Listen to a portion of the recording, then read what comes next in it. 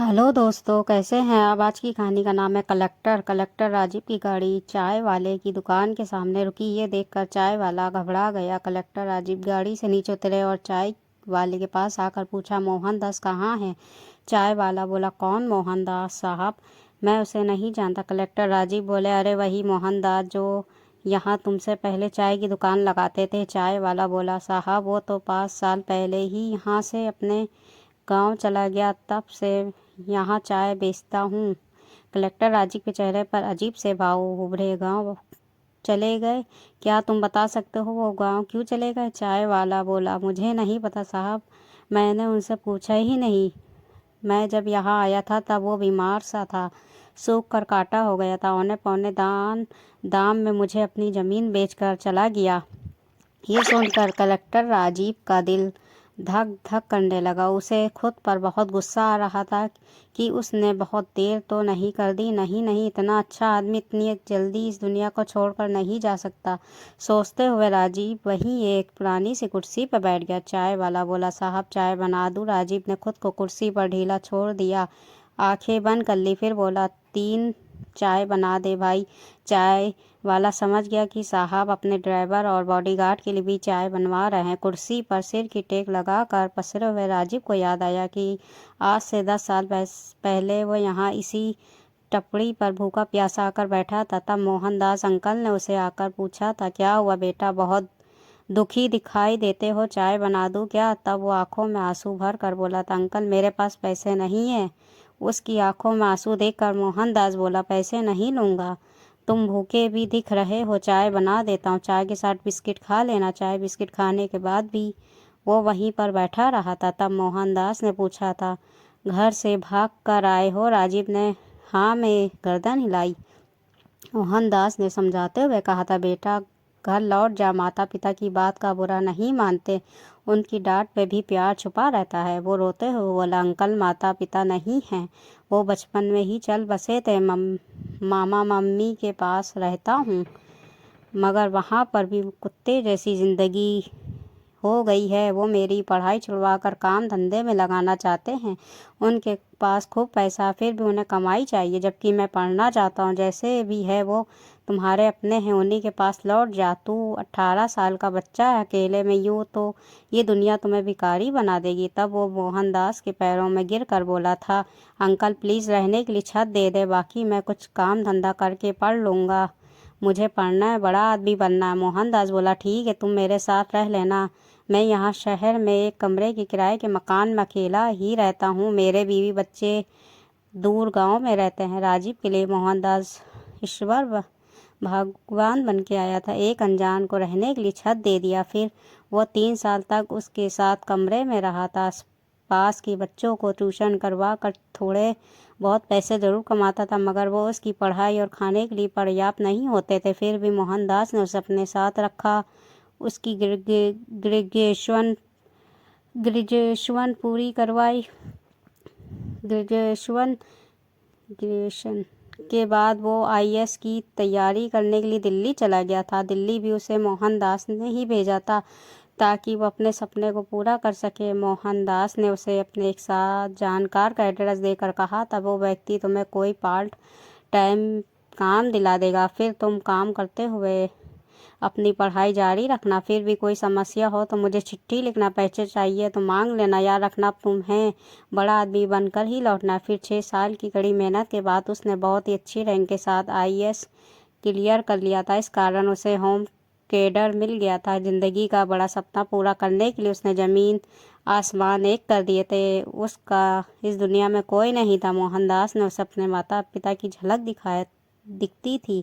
कुछ महीने ट्रेनिंग में गुजर गए थे। उसके बाद मनचाही जगह पोस्टिंग के चक्कर में कुछ महीने और गुजर गए थे। साहब चाय वाले की आवाज़ से राजीव की टिंडरा भंग हुई। उसने चाय का कप लिया और उसे पीने लगा। आसपास की दुकान वाले पहली बार एक कलेक्टर को किसी चाय की थली पर चाय पीते हुए देख रहे थे। चाय पीने के बाद राजीव ने सरकारी गाड़ी को वापस भेज दिया और दूसरी किराए की गाड़ी लेकर अकेला ही मोहनदास के गांव की तरफ निकल पड़ा। गाड़ी की सीट पर आंखें बंद करके बैठे हुए राजीव को वो दिन याद आया जब 7 साल पहले वो दिल्ली के लिए निकल रहा था। उस ने महसूस किया था कि उस दिन मोहनदास उदास था। वो उसे बस में बैठाने आया था। रास्ते में उसे बोला था, तुम कभी भी खुद को अकेला मत समझना राजीव बेटा, तू जानता है मेरे कोई बेटा नहीं है, समझ लेना तू ही मेरा बेटा है। और घर में तेरी माँ भी है और तेरे बारे में सब कुछ जानती है। तुझे देखने के लिए तेरी राह देख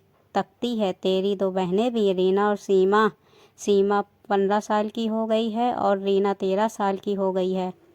दोनों तुम्हें राखी बांधने के लिए तुम्हारा इंतज़ार करती हैं। एक तू ही है जो मेरे साथ गाँव नहीं जाता, वरना सब तेरा इंतज़ार करते। जवाब में वो इतना ही बोला था, अंकल मैं वादा करता हूँ मैं कामयाब होकर ही लौटूंगा। उसी दिन माँ से मिलूंगा और बहनों से राखी बनवाऊंगा। उन्हें बोलना मैं एक दिन ज़रूर लौटूंगा। इतना कहकर वो ट्रेन में बैठ गया था। जब ट्रेन चलने लगी तब मोहनदास खिड़की के सहारे दौड़ते हुए आया और बोला था, बेटा तेरे बैग में टिफ़िन डाल दिया है, भूख लगे तो खाना खा लेना। याद करते हुए राजीव की आंखों से आंसू बहने लगे थे। वो इसकी इतनी फिक्र करते थे और मैं उन्हें एक चिट्ठी भी नहीं लिख पाया। कितना स्वार्थी हो गया था मैं, बड़ा आदमी बनने के लिए अंधा हो गया था मैं। वो मोहन दास के घर कभी नहीं आया था, मगर गांव का नाम अच्छी तरह से जानता था। गांव पहुंचने के बाद वो लोगों से पूछता हुआ मोहन दास के घर जा पहुंचा। उसने देखा घर में दो पुराने से कमरे थे, पशुओं के लिए एक टीन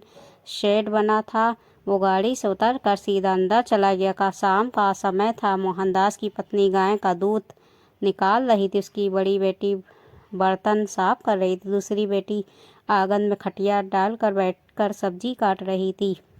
उसे गाड़ी से उतर कर अंदर आते देखा तो दोनों लड़कियां अपना काम छोड़कर खड़ी होकर उसकी तरफ देखने लगी। वो चुपचाप आंगन में डली खाट पर बैठ गया।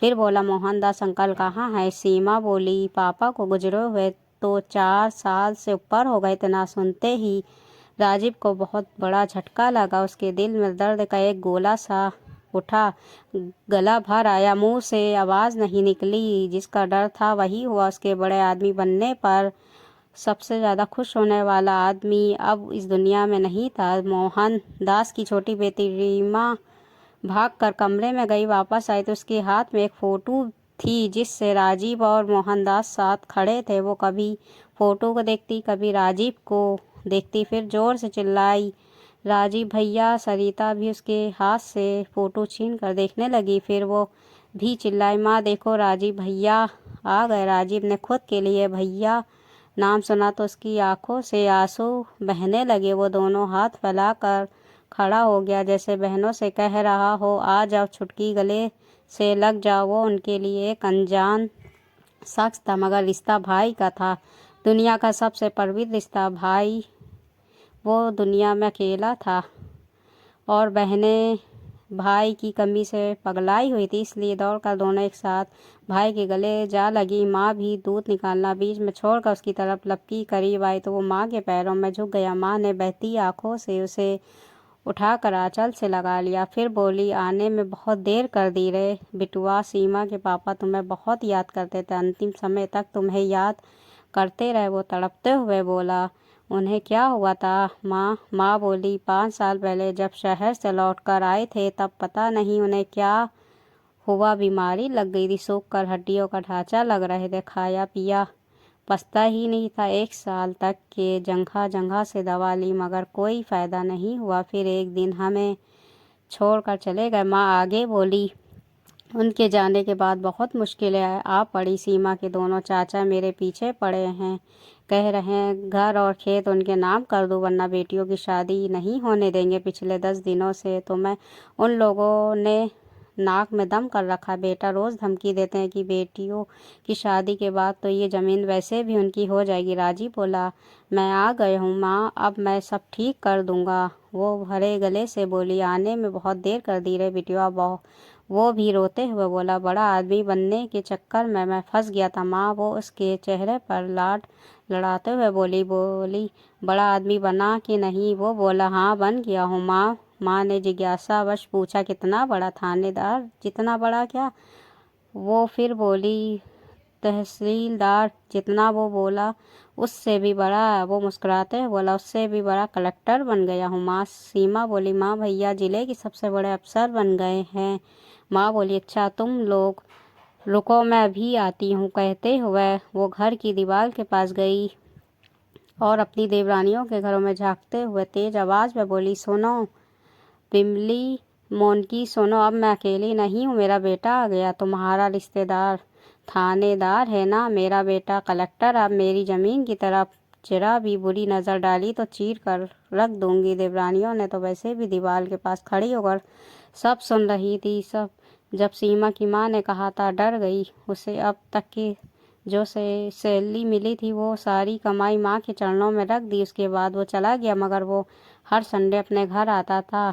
उसने वो सारे फर्ज निभाए जो एक बेटा निभाता। बहनों की धूमधाम से शादी की, फिर माँ को अपने साथ ले गया। अब माँ अपने बेटे के साथ रहते हुए उसके लिए सुंदर सी लड़की ढूंढ रही है। दोस्तों, ये कहानी कैसी लगी? कहानी अच्छी लगी तो कहानी को लाइक सब्सक्राइब शेयर ज़रूर कर दीजिएगा। मिलते हैं अगली कहानी के साथ, तब तक के अपना ख्याल रखिएगा, दुआओं में याद रखिएगा। अल्लाह हाफिज़।